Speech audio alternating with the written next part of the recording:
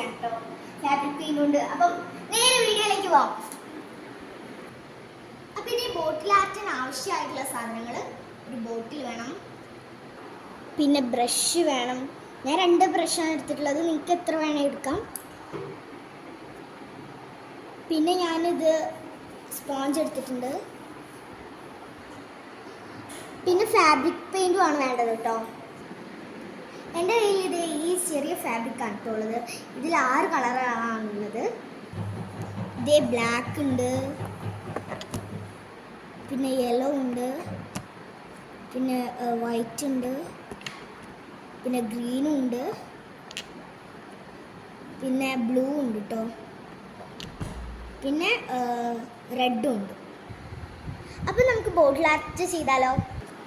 അപ്പം ഞാൻ ബേസ് കോട്ടായിട്ട് എടുക്കുന്നത് ബ്ലാക്ക് ആണ് കേട്ടോ. അപ്പോൾ ഞാൻ സ്പോഞ്ചിൽ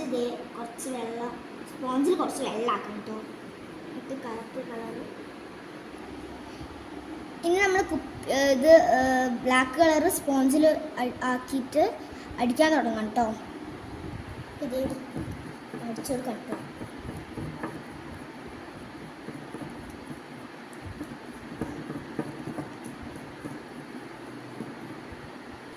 അപ്പോൾ ഇത് ബ്ലാക്ക് കളർ അടിച്ചിട്ട് ഇതുപോലെയാണ് കേട്ടോ ഉള്ളത്.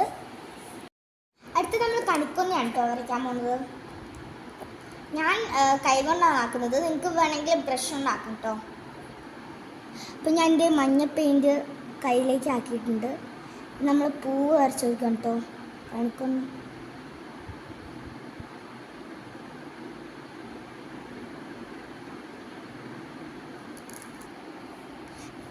ഈ ബോട്ടിൽ ആർട്ട് ഏകദേശം പൂർത്തിയായിട്ടുണ്ട്.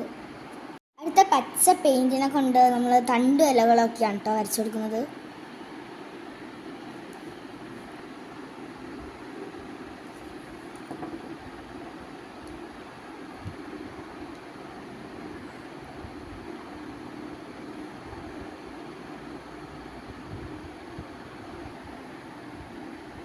നമ്മൾ നൈസായിട്ട്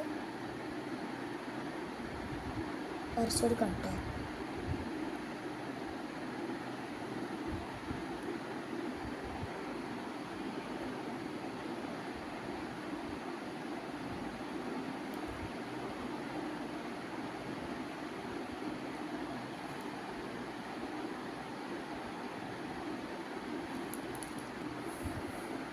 ഇതാണ് കേട്ടോ കണിക്കൊന്ന പൂവിൻ്റെ അവസ്ഥ. അടുത്തത് നമ്മൾ ബാക്കി വന്ന സ്ഥലത്ത് നമ്മൾ ഹാപ്പി വിഷു എന്ന് എഴുതാൻ പോകാം കേട്ടോ. അത് എഴുതാൻ വേണ്ടി ഞാൻ വെള്ള ഫാബ്രിക്കാണ് കേട്ടോ എടുക്കുന്നത്.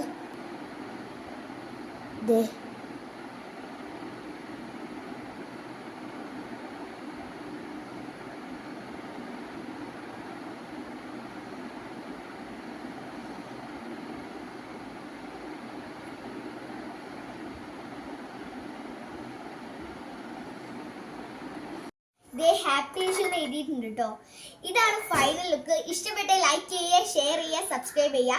എല്ലാവർക്കും എൻ്റെ ഹാപ്പി വിഷു ആയിരുന്നു. അടുത്ത വീഡിയോയുമായി ഞാൻ വേഗം എത്തുന്നതാണ്. Okay, by.